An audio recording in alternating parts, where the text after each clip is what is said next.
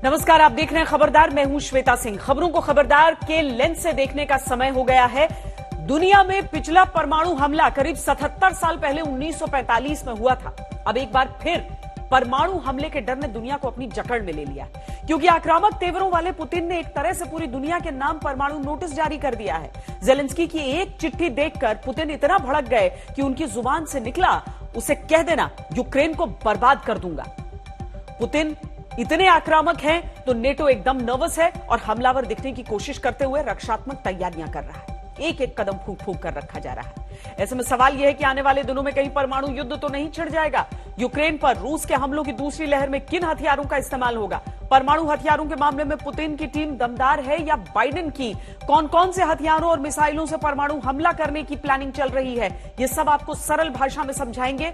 आज मारियोपोल की रिपोर्ट भी आपको देखनी चाहिए। यूक्रेन की आर्थिक लाइफलाइन कहे जाने वाले तटीय शहर का रूस ने क्या हाल कर दिया है, ये देखकर आप हैरान रह जाएंगे। जरा सोचिए, जिन लोगों ने मारियोपोल में अपनी जिंदगी जीने के सपने देखे होंगे, प्लान बनाए होंगे, उस शहर को मिट्टी में मिलते देखकर उन पर क्या गुजरी होगी। इसके बाद पाकिस्तान के सियासी तूफान की बदलती दिशा का विश्लेषण करेंगे। इमरान खान ने कहा था कि उनके पास सीक्रेट ट्रंप कार्ड है, जिसका इस्तेमाल वो अपनी कुर्सी बचाने के लिए कर सकते हैं। वो ट्रंप कार्ड क्या है, आज आपको हम बताएंगे। सवाल यह भी है कि क्या इमरान खान पाकिस्तान की नेशनल असेंबली में पास होने लायक नंबरों का जुगाड़ कर लेंगे? क्या मोल भाव, ऑफर, डील वाला जुगाड़ पाकिस्तान के सत्ता परिवर्तन को रोक पाएगा? पड़ोस की इस हलचल पर हमारी नजर रहेगी। लेकिन शुरुआत इस समय की एक बड़ी खबर से हम करेंगे। ब्रेकिंग न्यूज से शुरुआत करेंगे। ये रूस यूक्रेन जंग से जुड़ी हुई खबर है। पुतिन और जेलेंस्की में बातचीत हो सकती है। आज दरअसल इस्तांबुल में दोनों देशों के प्रतिनिधिमंडल के बीच बातचीत हो रही थी, जिसके बाद यूक्रेन के तेवर कुछ नरम पड़ने के संकेत मिले और ये इशारे भी निकल कर आए कि मुमकिन है पुतिन और जेलेंस्की आमने सामने बात करें। रूस के मुख्य वार्ताकार का एक बयान भी आया। रूस के मुख्य वार्ताकार मेंडिस्की, जिनका बयान रूस यूक्रेन जंग के बीच एक अहम खबर लेकर आया है।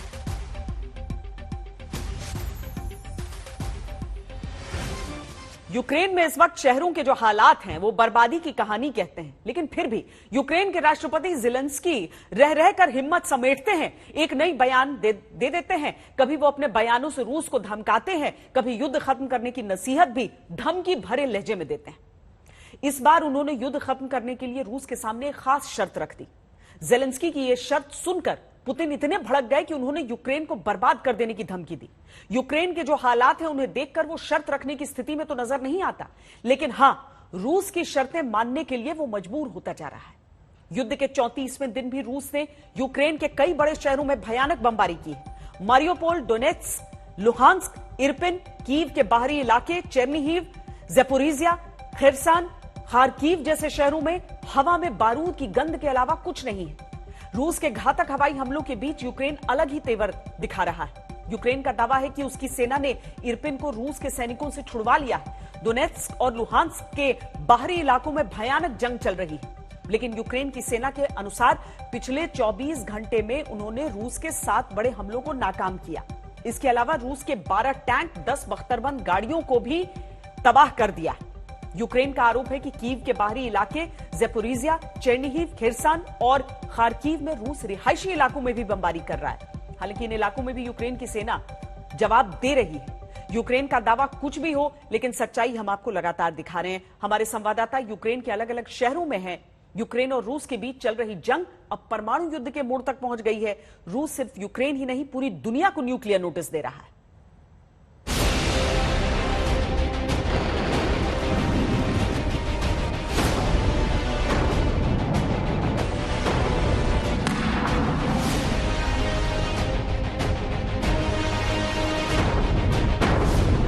जब तक हमें जरूरत होगी हम लड़ेंगे, भले ही बच्चे आश्चर्यों में पैदा हों, लेकिन दुश्मन को बख्शेंगे नहीं। पूरा यूक्रेन धुआं धुआं हो गया। दर्जनों शहर खंडहर हो चुके हैं। शहरों में लोग कम, मिसाइलें, बमों के खोल ज्यादा हैं। लेकिन फिर भी जेलेंस्की मान नहीं रहे। पूरी दुनिया यूक्रेन पर दया दिखा रही है। रूस पर हमले ना करने की अपील कर रही है, लेकिन जेलेंस्की हैं कि हमले रोकने के बजाय हमले बढ़ाने के उपाय खोज रहे हैं। टर्की में शांति के प्रयासों के बीच एक बार फिर उन्होंने कुछ ऐसा किया जिससे नाराज होकर रूस 100 बम एक्स्ट्रा गिराएगा। जेलेंस्की या तो कूटनीति में कच्चे हैं या फिर उनमें एक्स्ट्रा हिम्मत कूट-कूट कर भरी हुई है। कमजोर टीम ताकतवर प्रतिद्वंदी के सामने युद्ध रोकने की शर्त नहीं रखती, लेकिन जेलेंस्की ने ऐसा किया और पुतिन को भड़का दिया। द टाइम्स के मुताबिक मशहूर फुटबॉल क्लब चेल्सा के मालिक रोमन अब्रामोविच के हाथों जेलेंस्की ने पुतिन को एक नोट भेजा। ये नोट जेलेंस्की ने खुद अपने हाथों से लिखा था। इस नोट में जेलेंस्की ने युद्ध खत्म करने की अपनी शर्तें लिखी थी। ये नोट पढ़ते ही पुतिन गुस्से से लाल हो गए और उन्होंने अब्रामोविच को धमकाते हुए कहा, उससे कह दो मैं यूक्रेन को तबाह कर दूंगा। यूक्रेन के राष्ट्रपति जेलेंस्की का पुतिन को नोट भेजकर युद्ध रोकने की शर्तें बताना पुतिन को क्यों गुस्सा दिलाता है, और बर्बादी झेल रहे यूक्रेन के राष्ट्रपति का शर्तें रखना बुद्धिमानी है या फिर गलती? जेलेंस्की की चिट्ठी ने चिंताओं को बढ़ा दिया क्योंकि पुतिन गुस्से में है और रूस ने एक बार फिर परमाणु हमले के इस्तेमाल की धमकी दी है। ये एक बहुत बड़ा संकेत रूस की तरफ से अमेरिका को और नॉर्थ अटलांटिक ट्रीटी ऑर्गेनाइजेशन के देशों को है कि वो इस युद्ध में हस्तक्षेप न करे। जब राष्ट्रपति पुतिन इस तरह की बातें करते हैं कि वो इस देश को ध्वस्त कर देंगे, इसको कुछ लोग एक प्रोपेगेंडा के रूप में भी देखते हैं, लेकिन मारियोपोल में तबाही जबरदस्त रही है। ये एक धमकी है कि पश्चिमी देश जिस तरह की मदद कर रहे हैं उससे ज्यादा मदद ना करे यूक्रेन की, यानी उनको लड़ाकू विमान ना दे, उनको टैंक और बख्तरबंद गाड़ियां ना दे और उनको ऑफेंसिव वेपन्स या S-300 मिसाइल डिफेंस शील्ड ना दे। रूस दुनिया की सबसे बड़ी परमाणु शक्ति है, इसलिए पूरा विश्व उसकी इस धमकी को नजरअंदाज नहीं करता। खासकर युद्ध के हालात के बीच ऐसा करना लापरवाही बरतना हो सकता है। रूस के प्रवक्ता भी परमाणु हमले की आशंकाओं को खारिज नहीं करते। Of course, is not a reason for usage of a nuclear weapon. We have a security concept that very clearly states that only when there is a threat for existence of the state in our country, we can use and we will actually use nuclear weapons to eliminate the threat for the existence of our country. यानी रूस पर खतरा होगा तो परमाणु हथियारों का इस्तेमाल किया जाएगा। यानी इसमें एक राहत की बात भी हो सकती है। यानी यूक्रेन पर युद्ध के दौरान रूस परमाणु हमला तब तक नहीं करेगा जब तक उस पर बड़े हमले होने शुरू नहीं हो जाते। इसकी एक वजह रूस की परमाणु नीति भी है। जून 2020 में रूस के राष्ट्रपति पुतिन ने एक खास दस्तावेज पर हस्ताक्षर किए थे। इस दस्तावेज के मुताबिक रूस अपने खिलाफ महातबाही के हथियारों का इस्तेमाल होने पर ही परमाणु हथियार का इस्तेमाल करेगा। परमाणु हमले की धमकी एक बार फिर से रूस की ओर से दी गई है, लेकिन यह भी कहा गया है कि जब तक उनके अस्तित्व पर खतरा नहीं होगा तब तक हमला नहीं होगा। इसका क्या मतलब निकाला जाए? हालांकि अमेरिकी परमाणु नीति कहती है कि वो गैर परमाणु हथियारों वाले देश के खिलाफ परमाणु हथियार इस्तेमाल नहीं करेगा, लेकिन रूस के दस्तावेजों में ऐसा कोई प्रावधान नहीं। यानी अगर यूक्रेन बड़े हथियारों के साथ रूस पर हमला कर दे तो यूक्रेन पर परमाणु बम गिराने की पूरी आशंका है। कीव से गौरव सामंत, राजेश पवार और मारियोपोल से गीता मोहन के साथ आज तक ब्यूरो। रूस के राष्ट्रपति पुतिन यूक्रेन की तबाही का ऐलान कर चुके हैं। जेलेंस्की की चिट्ठी और चिट्ठी में लिखी शर्तें उनके गुस्से का कारण है। यानी अब यूक्रेन युद्ध का दूसरा फेज शुरू होने वाला है और यह महाविनाशक साबित हो सकता है। रूस ने एक बार फिर परमाणु हमले की चेतावनी दी है। ऐसे में पुतिन का गुस्सा और परमाणु हमले की चेतावनी का जोड़ यूक्रेन के विनाश की कहानी लिख सकता है। परमाणु हमले को अलग से हम डिकोड करेंगे, लेकिन पहले यह देखते हैं कि दूसरे फेज में रूस यूक्रेन पर किस तरह हमले करेगा। ये जो हथियार है खास करके वो कौन कौन से हैं जिनसे सबसे अधिक खतरा रहेगा। वैसे तो रूस के तमाम हथियारों का विश्लेषण हम समय समय पर कर चुके हैं, लेकिन उसके परमाणु हथियारों को समझना भी बहुत आवश्यक हो जाता है। रूस की नौसेना ने ब्लैक सी में मौजूद अपने बोयन M युद्धपोत से 4 कैलिबर क्रूज मिसाइलें लॉन्च की थी। इसे रूस के रक्षा मंत्रालय ने जारी किया है। सबसे खास बात यह है कि इस तरह के मिसाइल हमले से लंबी दूरी तक यूक्रेन के किसी भी शहर पर हमला किया जा सकता है, यानी अब लॉन्ग रेंज मिसाइलों से हमला करने की तैयारी चल रही है। यूक्रेन पर दूसरे फेज में हमला करने वाले हथियारों की लिस्ट में पहला नाम है 3M54 कैलिबर मिसाइल, जो रूस की एक क्रूज मिसाइल है। इसकी लंबाई 6 मीटर से लेकर 9 मीटर तक होती है और वजन 1300 किलोग्राम से लेकर 2300 किलोग्राम तक। यह मिसाइल अपने साथ 400 से 500 किलो वॉरहेड यानी कि विस्फोटक लेकर चलती है। इस मिसाइल की रेंज जो है वो 220 किलोमीटर से लेकर 4500 किलोमीटर तक है। यूक्रेन में तबाही मचाने वाले हथियारों की लिस्ट में दूसरा नाम है हाइपरसोनिक किंजल मिसाइल। ये 10,800 किलोमीटर प्रति घंटे की रफ्तार से हमला कर सकती है। यह लगभग 2000 किलोमीटर तक हमला करने में सक्षम है। यह मिसाइल रूस के शक्तिशाली हथियारों की लिस्ट में एक नाम याकोंट मिसाइल का भी है। यह भी एक क्रूज मिसाइल है जो परमाणु हथियार ले जाने में सक्षम है। 3211 किलोमीटर प्रति घंटे की रफ्तार वाली यह मिसाइल 800 किलोमीटर की दूरी पर टारगेट को पूरी तरीके से तबाह कर देती है। समुद्र से हमला करने वाले हथियारों में रूस की बोरे क्लास सबमरीन भी अहम भूमिका निभा सकती है। यह एक परमाणु पनडुब्बी है जिससे लंबी दूरी की बुलावा बैलिस्टिक मिसाइलों का हमला किया जा सकता है। बुलावा मिसाइल भी परमाणु हमला कर सकती है। आपने रूस के हमले की दूसरी लहर में इस्तेमाल होने वाले प्रमुख हथियारों की झलक देख ली। अब परमाणु हमले की क्षमताओं की तुलना करते हैं। परमाणु हमले के दो महत्वपूर्ण हिस्से होते हैं, पहला परमाणु हथियार और दूसरा परमाणु हथियार की टारगेट पर डिलीवरी करने वाला सिस्टम, वो प्रणाली। डिलीवरी के लिए परमाणु क्षमता वाले बैलिस्टिक मिसाइल और लड़ाकू विमान से लेकर परमाणु पनडुब्बी तक कुछ भी इस्तेमाल हो सकता है। रूस ने यूक्रेन पर हमले की शुरुआत के समय अपने कुछ ऐसे हथियारों को उत्तरी अटलांटिक में समुद्र में तैनात किया था। परमाणु शक्ति से लैस देशों के पास जमीन से लॉन्च की जाने वाली इंटरकॉन्टिनेंटल बैलिस्टिक मिसाइल होती है जो एक महाद्वीप से दूसरे महाद्वीप तक जाकर हमला कर सकती है। इस मामले में रूस अपनी टोपोल एम मिसाइलों पर निर्भर है। ये लंबी रेंज वाली मिसाइलें हैं और परमाणु बम को 11,000 किलोमीटर की दूरी तक डिलीवर कर सकती हैं। अमेरिका के पास मिनिटमैन 3 मिसाइलें हैं जो 13,000 किलोमीटर तक परमाणु हमला कर सकती हैं।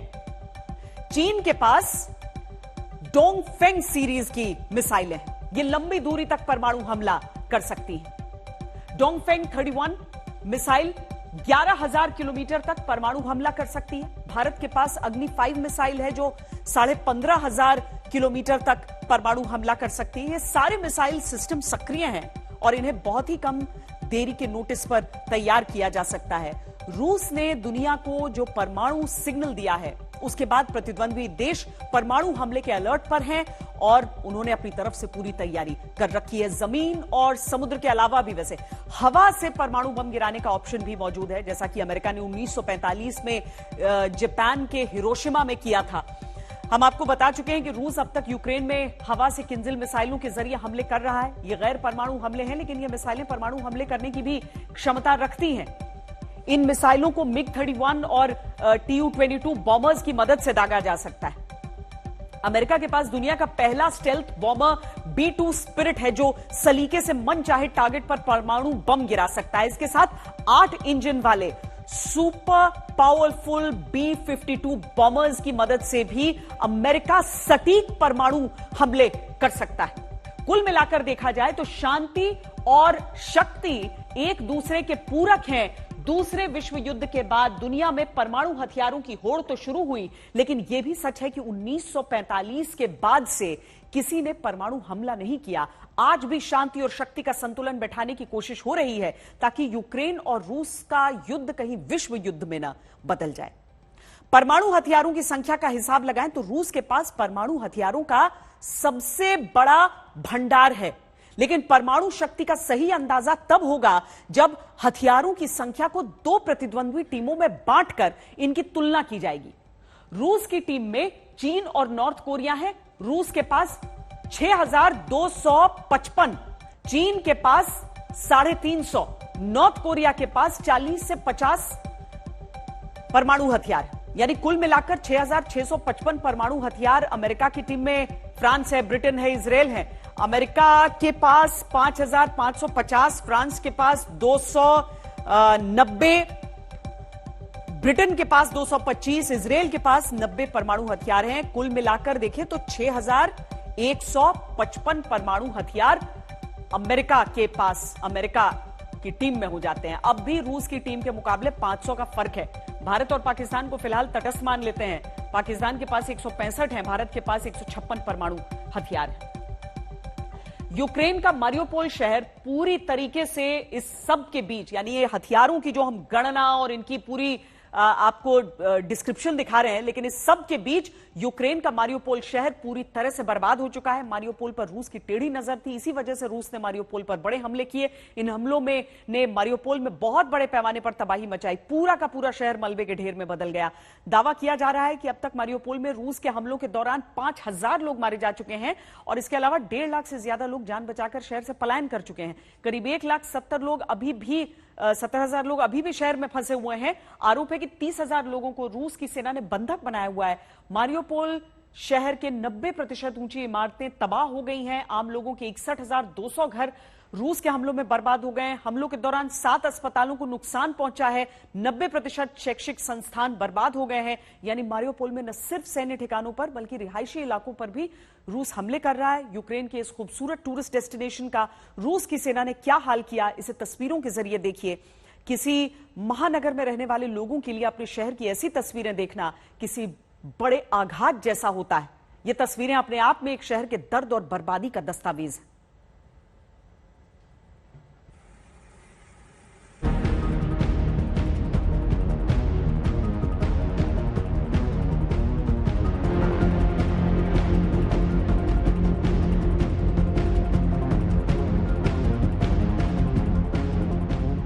मारियोपोल की बर्बादी युद्ध की एक डरावनी तस्वीर है। समंदर किनारे बसे शानदार मारियोपोल को भीषण बमबारी ने बदसूरती की मिसाल बना दिया है। आप सिर्फ ये तस्वीरें देखिए।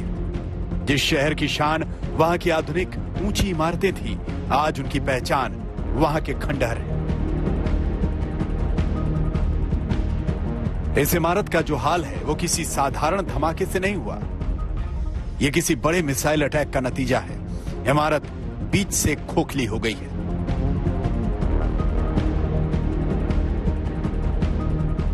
इस युद्ध में मारियोपोल एक ऐसा शहर रहा है जिसे रूस के गुस्से का सबसे बड़ा खमियाजा उठाना पड़ा है।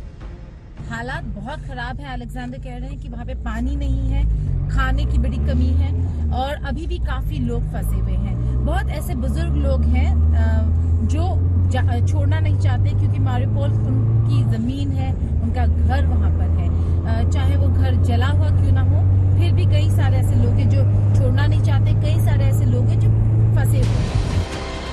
ये मारियोपोल की 2 तस्वीरें हैं, जिसमें एक में उसकी खूबसूरती नजर आती है, दूसरी में उसकी बर्बादी। मारियोपोल में रूस की सेना ने हर तरह की इमारत पर मिसाइलों से टारगेट प्रैक्टिस की। ये 2 तस्वीरें मारियोपोल के उस ड्रामा थिएटर की हैं, जहां पर बड़ी संख्या में लोगों ने पनाह ली थी। युद्ध के दौरान हमलों से बचने के लिए यहां सैकड़ों लोग पहुंचे हुए थे, लेकिन रूस के हवाई हमलों के दौरान एक मिसाइल यहां भी गिरी, कई लोग मारे गए। बच्चों को यहाँ खाने के लिए कुछ नहीं बचा है। गर्भवती महिलाएं बेसमेंट में ही बच्चों को जन्म दे रही हैं, क्योंकि वो बाहर किसी अस्पताल में जा नहीं सकती। सारे अस्पताल रूस ने तबाह कर दिए हैं। मैंने देखा कि आज मेरे बेटे के साथ पढ़ने वाले लड़के के माता पिता उसके सामने ही हमले में मारे गए। इसी तरह का हाल मारियोपोल के एक अस्पताल का भी हुआ। इसकी भी 2 तस्वीरें आपके सामने हैं। एक तस्वीर इस अस्पताल के उस हालात की है जब यहाँ पर घायलों का इलाज किया जा रहा था, और उसके बाद यहाँ पर बमबारी हुई तो इमारत का क्या हाल हुआ, ये देखिए। Лише вдумайтесь, до чого це все дійшло. Чекати на хімічну зброю. Ми, живі люди, повинні чекати. А хіба все, що російські військові роблять до цього і зробили вже, не заслуговує на нафтовий ембарго? दावा है कि मारियुपोल में अब तक 5,000 से ज्यादा लोगों की मौत हमलों के दौरान हो चुकी है और हजारों लोग शहर छोड़कर जा चुके हैं। मारियुपोल में रूस के सैनिक बड़ी संख्या में मौजूद हैं और इस शहर पर एक तरह से रूस का नियंत्रण बढ़ता जा रहा है।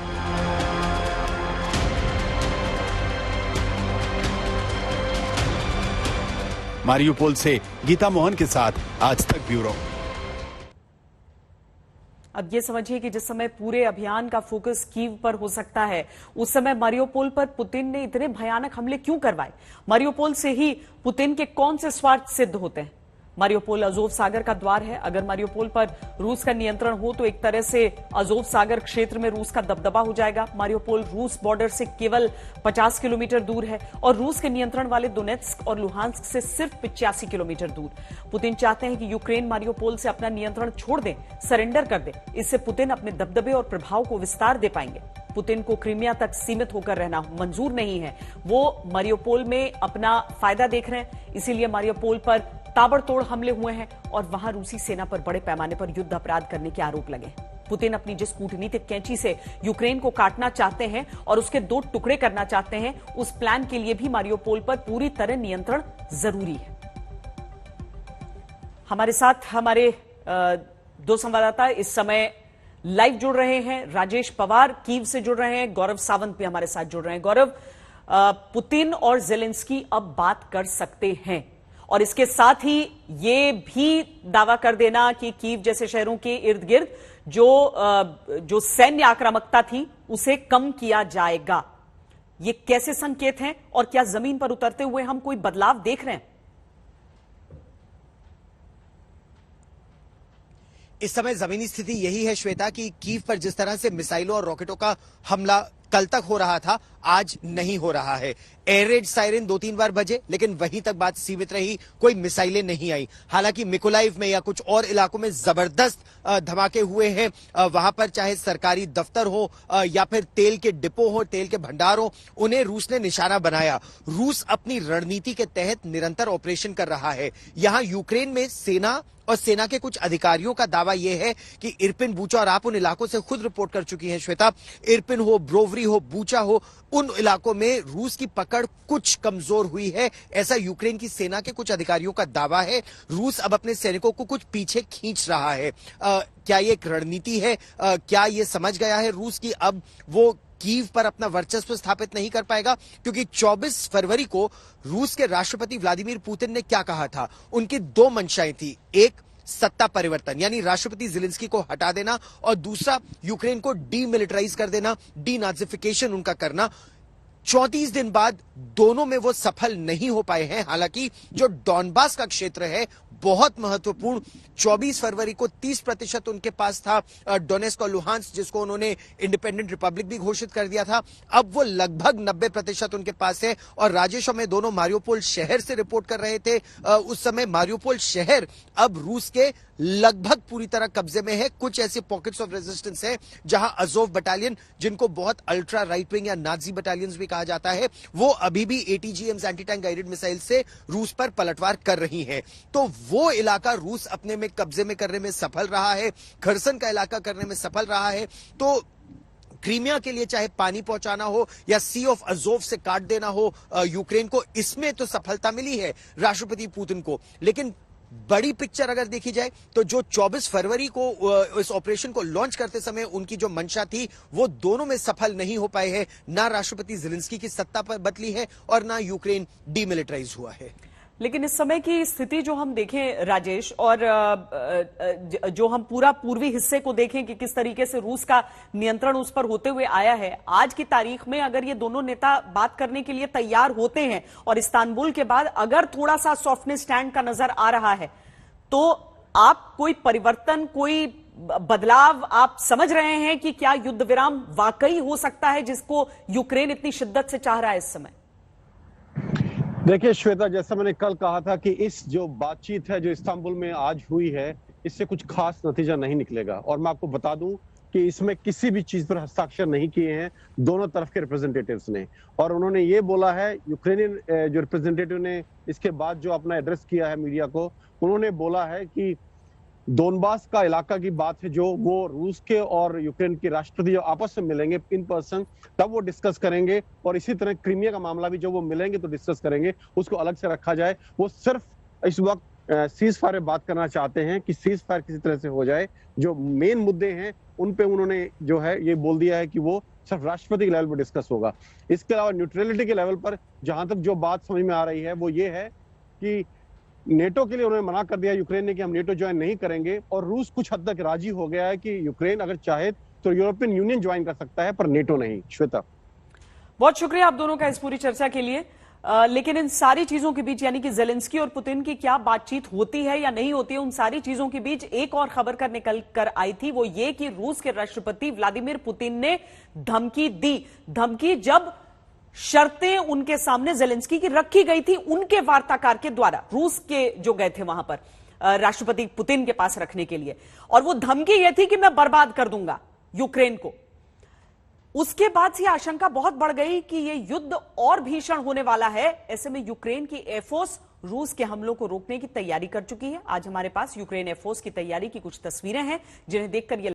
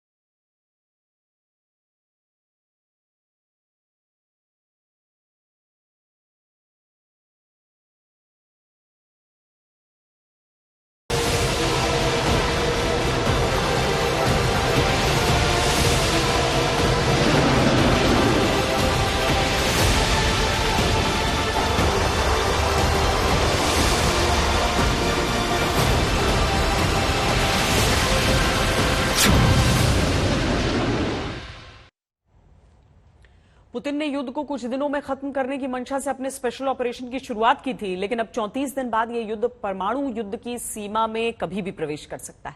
पुतिन ने अब तक इस युद्ध और यूक्रेन पर दबाव डालने के विषय में लंबे चौड़े प्लान बनाए, बार बार धमकियां दी, लेकिन बहुत सारे लक्ष्य हासिल नहीं हुए। पुतिन की धमकियां अनलिमिटेड रही लेकिन असर लिमिटेड रहा। पुतिन की कैलकुलेशन कितनी सटीक निकली, अब तक के युद्ध में उनके कितने नंबर आए, ये विस्तार से हम आपको दिखाते हैं। पुतिन ने सोचा था कि 3 दिन में यूक्रेन को धूल चटा देंगे, लेकिन युद्ध के 34वें दिन भी यूक्रेन स्वतंत्र है, पूरी ताकत से रूस से लड़ रहा है।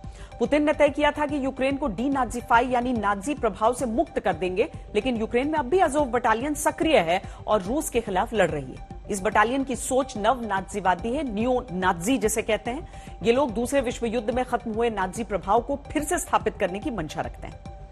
पुतिन ने सोचा था कि यूक्रेन के नेटो में शामिल होने के सपने को चूर-चूर करेंगे। इसमें पुतिन को सफलता मिली है। जेलेंस्की ने नेटो में शामिल होने का प्लान फिलहाल स्थगित कर दिया गया है। पुतिन ने सोचा था कि यूक्रेन को तटस्थ होने पर मजबूर करेंगे और आज स्टेटस यह है कि जेलेंस्की बातचीत वाले मोड में हैं। पुतिन से सीधे बात करना चाहते हैं। पुतिन ने सोचा था कि पूर्वी यूक्रेन को शिकंजे में ले लेंगे, यह प्लान सफल रहा। उन्होंने सोचा था कि डोनबास को स्वतंत्र करवाएंगे, यह लक्ष्य पूरा हुआ। डोनबास रूस के नियंत्रण में है। पुतिन ने यह भी सोचा था कि वो पश्चिमी देशों को कमजोर करेंगे, लेकिन युद्ध शुरू होने के बाद पश्चिमी देश पहले से ज्यादा एकजुट दिखाई दिए। पुतिन नेटो की कमजोरियों को एक्सपोज करना चाहते थे, इसमें उन्हें कुछ हद तक सफलता मिल गई है। पुतिन के स्कोर पर गौर करें तो उन्होंने 8 में से 5 लक्ष्य पूरे किए, लेकिन 3 में उन्हें पूरी सफलता नहीं मिली है।